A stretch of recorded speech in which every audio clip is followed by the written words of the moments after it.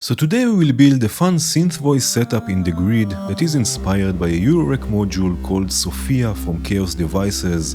This is how the result sounds like.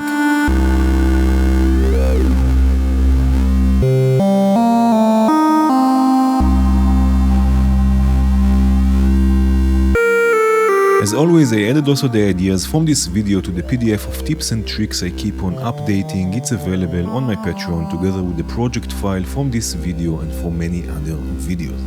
So on Sofia we have the so-called fundamental oscillator, and then we have two elements that are synced to the fundamental, but they have their own frequency ratio and envelope that create a sort of a ripple effect. So in Bitwig, for the fundamental, we will use the sine oscillator, and for the two elements, I will use two wavetable oscillators, so we can change the waveform, right, and add more variation possibilities. Now on Sofia, we have also multiple outputs. As you can see here, we have also the main output.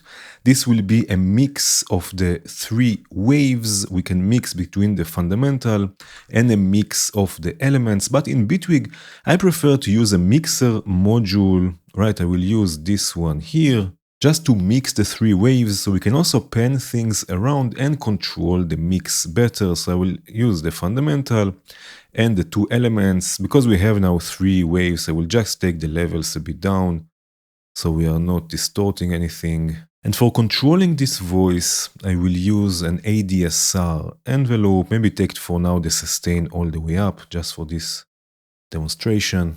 And now I can play this with my keyboard.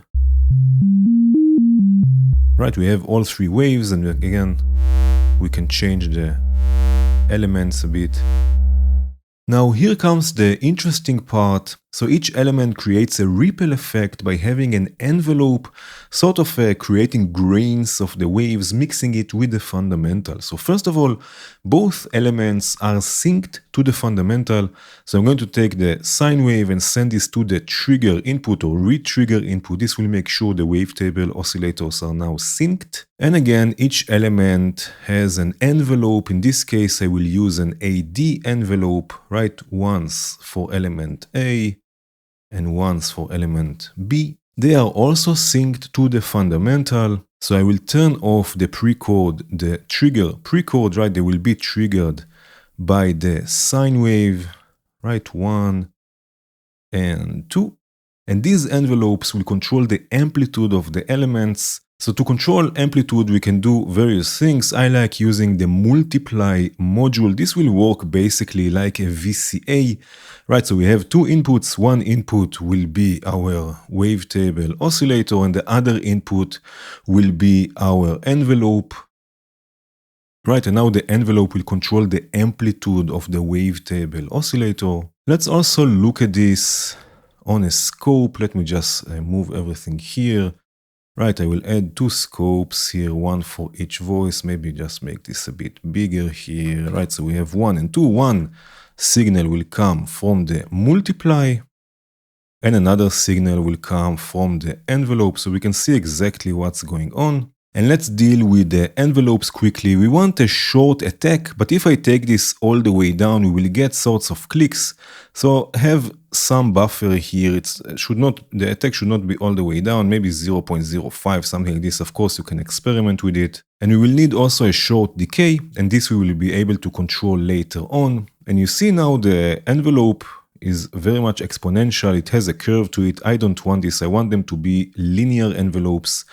So we can change this to digital. And then if I control click the shape here and enter 0, you will see it will become linear, right? And I will do this to both envelopes again, digital, and then just set this to linear. And again, now we have these ripples that we can add to the fundamental. And first of all, we can play with the envelope, right? We can change the decay of the envelope. I will just hold a note here. Right, we can also change the pitch ratio.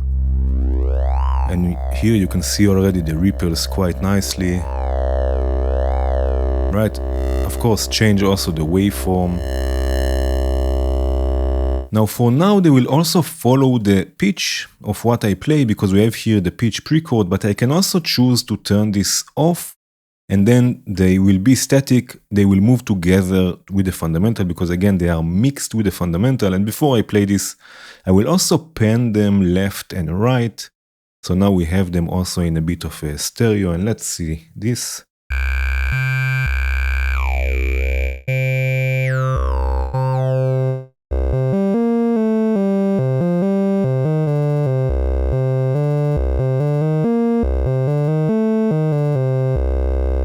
Now another feature on Sofia is the ability to warp, right, the elements, so they will either go up in frequency or will go down as time goes by. And in Bitwig we can do this quite easily. We just have to use the envelopes to control the pitch of the wavetable oscillator. So we'll use the envelope, connect this here, and the second envelope will go to the second pitch input. And now let's look at the second one. For example, if I have here a longer decay, right? Look at what happens here to the waveform. Right, you can see it's warping. Now it's starting quickly and ending slower. Or I can take this the other way around. It will start slower, right? And will end quicker. Right, so like this.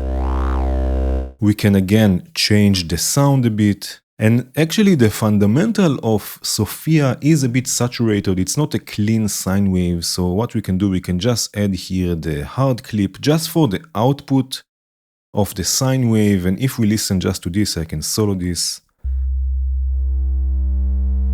Right, just saturate it a bit.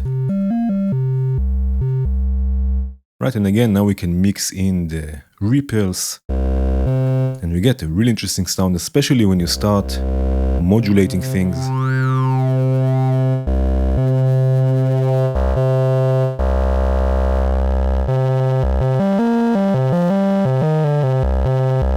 And let me show you how the full version looks like. I have it here, Sofia synth voice. Of course, I have this also saved as a preset.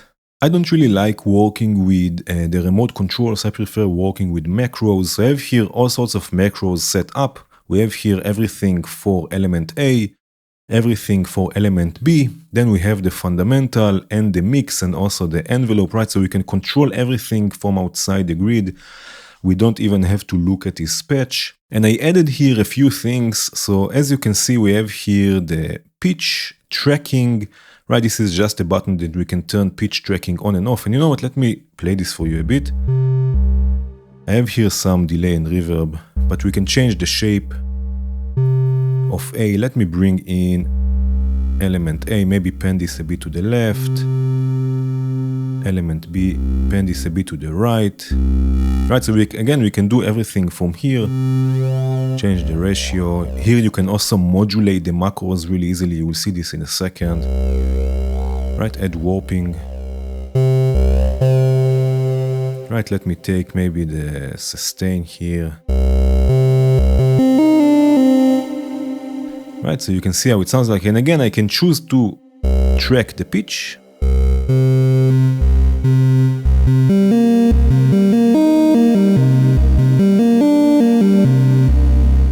But in this case, I added also the ability to track the envelope. So if you look here on the scope, you can see I play a lower note, it's okay. Then a note above it or an octave above it, already the envelopes meet each other. They will not finish their cycle. When I go even another one, you can see they are even closer together. So what I added here, I added the ability to follow or to be synced to the fundamental. So the higher you go in pitch, also the envelopes will become shorter, right? So if I turn this on, right now I can play and the envelopes will basically always stay intact here, even on higher pitches or notes.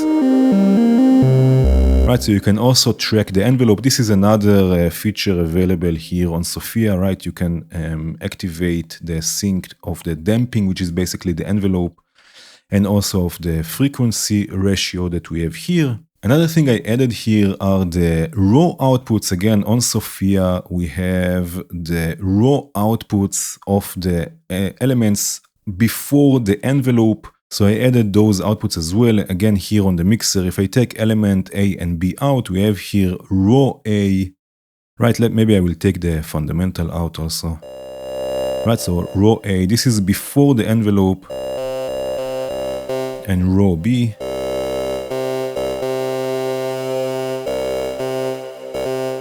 Right, so in this case, the envelope will not have any effect because again, this is before the envelope, this is the raw sound.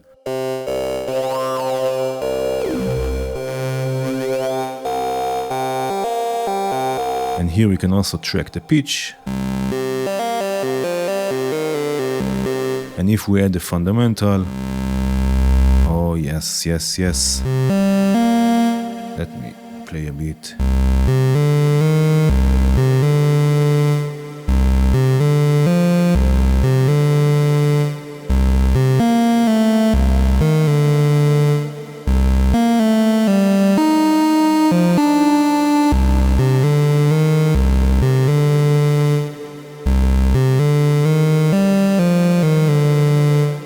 Right, so we have all of the controls, and again I have here a few more voices that I want to show you. I have this here in context, like a bass that I created. With modulation, you can really easily just modulate here the macros as I'm doing here. I just have modulation on the track here, right, instead of adding more modulation here on the modulators. I'm using the track modulators, so I can modulate everything. This is exactly the same patch, but it's more of a bass sound.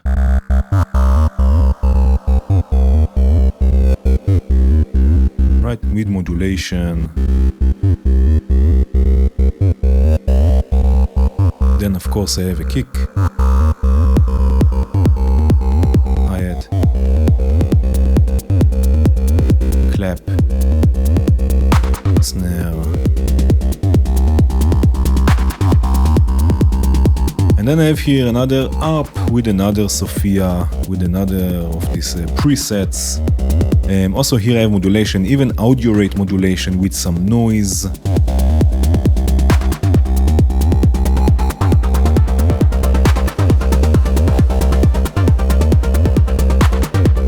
And that's it. I hope you enjoyed this video. Again, consider joining us on Patreon for lots and lots of extra content. Thank you for watching. Cheers.